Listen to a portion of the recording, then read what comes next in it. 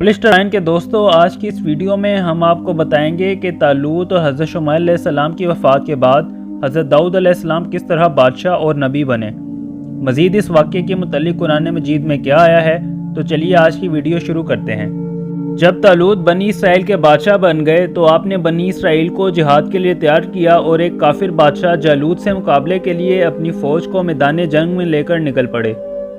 جالوت بہت قد آور اور نہایت طاقتور بادشاہ تھا جو اپنے سر پر لوہے کی بہت وزنی ٹوپی پہنتا تھا۔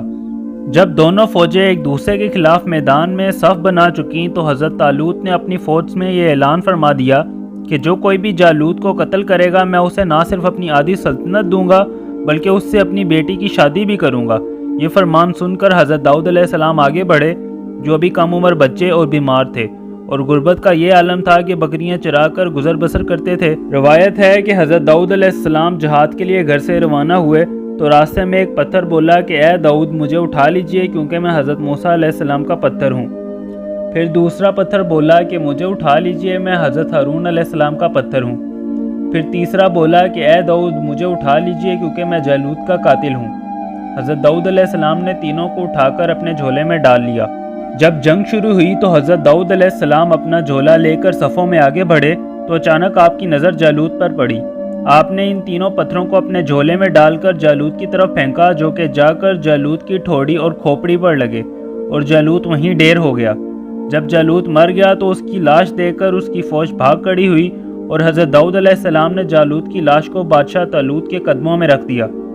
پھر بادشاہ طالوت نے وعدے کے مطابق آدھی سلطنت اور اپنی بیٹی حضرت داؤد علیہ السلام سے بیعہ دی۔ 40 برس کے بعد بادشاہ طالوت کی وفات ہو گئی تو حضرت داؤد علیہ السلام پوری سلطنت کے بادشاہ ہو گئے۔ پھر جب حضرت شمائیل علیہ السلام کا انتقال ہوا تو اللہ نے نبوت بھی حضرت داؤد علیہ السلام کو عطا کر دی۔ اس طرح آپ وہ پہلے نبی تھے جو سلطنت کے بادشاہ بھی تھے۔ آپ سے پہلے یہ دو عہدے کسی کے پاس ایک ساتھ موجود نہ تھے۔ اسی واقعے کی طرف اشارہ کرتے ہوئے قرآن مجید میں ارشاد ہے، اور قتل کیا داؤد نے جالوت کو اور اللہ نے اسے سلطنت اور حکمت عطا فرمائی۔ حضرت داؤد علیہ السلام ایک سلطنت کے باوجود ساری عمر اپنے ہاتھ کی دستکاری کی کمائی سے کھاتے رہے۔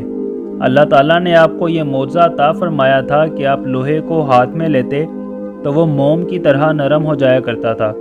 آپ اسی کو فروخت کر کے اپنا گزر بسر کرتے تھے۔ اس کے ساتھ ہی آج کی ویڈیو کا اختتام ہوتا ہے۔ مزید اس طرح کی ویڈیوز کے لیے آپ ہمارا چینل سبسکرائب کر لیں۔ اپنا خیال رکھیے گا۔ اللہ حافظ۔